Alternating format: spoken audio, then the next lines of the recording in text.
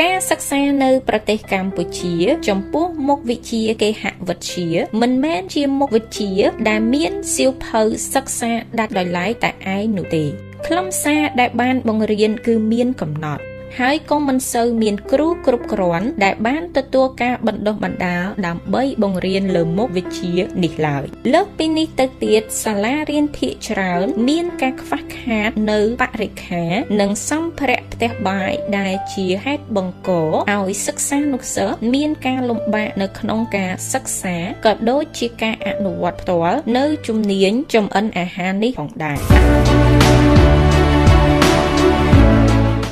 ជាយ៉ាងណាក៏ដោយលោកគ្រូអ្នកគ្រូជាច្រើនបានបង្ហាញពីឆន្ទៈនៅក្នុងការផ្ដល់ចំណេះដឹងស្ដីពីថ្នាក់ចម្អិនអាហារដល់សិស្សបន្ទាប់ពីទទួលបានវគ្គបណ្ដុះបណ្ដាលអំពីកម្មវិធីសិក្សានៅសាលារៀននៃប្រទេសជប៉ុនក្នុងគោលបំណងដើម្បីគាំទ្រ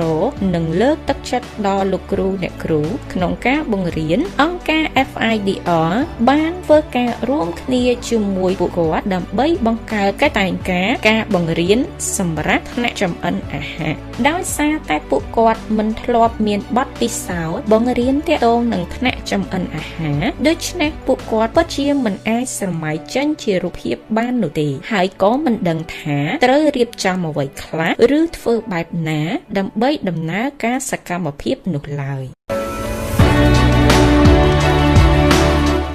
ទន្ទឹមគ្នានោះដែរអង្គការ FIDR បានណែនាំអំពីគំរូនៃកិច្ចតែងការបង្រៀននិងជួយពួកគាត់នៅក្នុងការបង្កើតនៅរូបមន្តចម្អិនអាហារតាមរូបភាពសាមញ្ញនិងងាយស្រួលសម្រាប់សិស្ស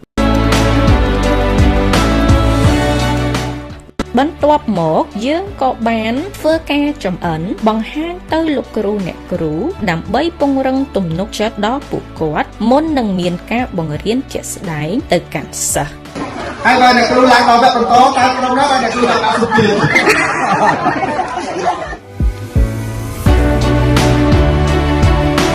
បច្ចុប្បន្ននៅតាមសាលារៀនគោលដៅនីមួយៗកំពុងតែបង្រៀនអំពីថ្នាក់ចម្អិនអាហារដែលជាផ្នែកនៃមុខវិជ្ជាគេហវិទ្យានិងបំណិនជីវិតជំនួសដោយសកម្មភាពនៃការសង្កេតមើលខណៈពេលដែលគ្រូចម្អិនបង្ហាញសិស្សនៅខាងមុខថ្នាក់រៀន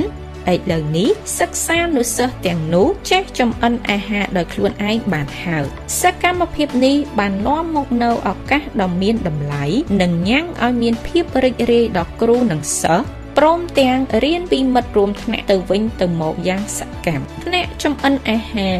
បានបង្រៀនដល់សិក្សានុសិស្សច្រើនជាងការចម្អិនអាហារទូទៅសកម្មភាពនេះនឹងជួយផ្ដល់ឱកាសដល់សិស្សនៅក្នុងការអនុវត្តចំណេះដឹងដែលមាននៅក្នុងសៀវភៅសិក្សាគោលដើម្បីទទួលបាននូវសុខភាពកាន់តែប្រសើរនិងអនាគតភ្លឺស្វាងពួកយើងសង្ឃឹមថាសាលារៀនដទៃទៀតនឹងយកជាគំរូតាមដោយផ្ដល់ឱកាសឲ្យសិក្សានុសិស្សទូទាំងប្រទេសបានអនុវត្តនូវសកម្មភាពទាំងនេះខ្ញុំសប្បាយរីករាយដែលបានចូលរួមនៅសកម្មភាពនៃការសង្កេតមើលការបង្រៀនផ្ទាល់ពីថ្នាក់ចម្អិនអាហារដែលជាលើកទី1ចាដែលមាននៅក្នុងប្រទេសយើងហើយជាការអនុវត្តមួយយើងឃើញថាមានលក្ខណៈល្អប្រសើរមែនទែនដោយសារទាំងគ្រូនិងសិស្សគឺគាត់មានភាពរីករាយនៅក្នុងការចូលរួមសកម្មភាពទាំងអស់នេះក្នុងសាលាយើងពុំដែលមានកម្មវិធីអញ្ចឹងទេជាពិសេសទូទាំងស្រុកប្រទេសថោពុំដែលមានទេតែបើឆ្នាំហ្នឹងយើងមានកម្មវិធីហ្នឹងធ្វើខ្ញុំមានចំណាប់អារម្មណ៍សប្បាយរីករាយអារម្មណ៍ថាជាបទពិសោធន៍មួយហើយក៏ជាមេរៀនដល់ពួកខ្ញុំដែរដែលបានធ្វើនៅជុំក្រុមខ្ញុំមានអារម្មណ៍ត្រេកអរចាដែលអាចផ្ដល់ការងារដូចថាធ្វើម្ហូបធ្វើឲ្យកូនខ្ញុំចេះដឹង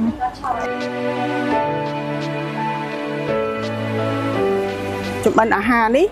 ក៏ជាចំណែកមួយនៅក្នុងការឆ្លើយតបទៅនឹងយុទ្ធសាស្ត្រទី5នៃគោលនយោបាយជាតិស្ដីពីសុខភាពសិក្សាដែរជាសកម្មភាពមួយជាបទពិសោធន៍មួយសម្រាប់សាលាដទៃទៀតគាត់អាចយកទៅអនុវត្តបាន ជាគេហាក់ម្ដងយើងមានប៉ុន្តែជាបានអនុវត្តផ្ទាល់អញ្ចឹងដល់ពេលយើងមានការចម្អិនអាហារចេះទៀតមានសម្ភារៈគ្រប់គ្រាន់អញ្ចឹងថ្ងៃក្រោយយើងអាចងាយស្រួលក្នុងការធ្វើដោយថាយើងបរៀនមេរៀនបណ្ដាទៅយើងចូលមកអនុវត្តបណ្ដាអញ្ចឹងក្មេងក៏ឆាប់ចាប់បានហើយងាយយល់ជាងមុនដែរ វាក៏ជាចំណេះដឹងមួយសម្រាប់ដល់កូនសិស្សានុសិស្សក្រៅពីការសិក្សារៀនសូត្រអីផ្សេងៗគាត់បានមានចំណេះបាទចំណេះដឹងផ្នែកចម្អិនអាហារតាក់ទងនឹងអនាម័យ រូបមន្តហ្នឹងណាអ្នកគ្រូចាហើយដល់ពេល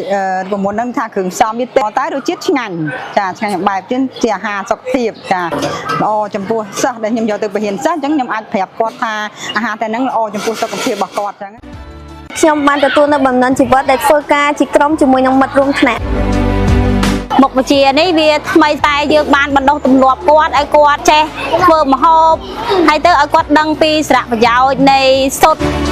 សบายចាប់ពីការលាងសម្អាតពងទា ធ្វើមុខម្ហូបជាមុខម្ហូបសុខភាពនិងលាយគ្រឿងសុខភាពមានការសบายរីករាយ ណាចម្អិនអាហារគឺពិតជាមានសារៈសំខាន់ណាស់ព្រោះធ្វើខ្ញុំដឹងអំពីអាហារសុខភាពនិងខ្ញុំអាចធ្វើអាហារជាក្រុមផងដែរ ខ្ញុំមានអារម្មណ៍ថាសบายចិត្តបានយល់ដឹងអំពីកាស្ងោសុទ្ធហើយនឹងចេះអំពីកាត់តេះពងទា ខ្ញុំមានអារម្មណ៍សប្បាយចិត្តព្រោះវាជាវិធីងាយៗដែលអាចអនុវត្តបាននៅផ្ទះរៀនពីស្ងោសុទ្ធមានអារម្មណ៍ថាសប្បាយចិត្ត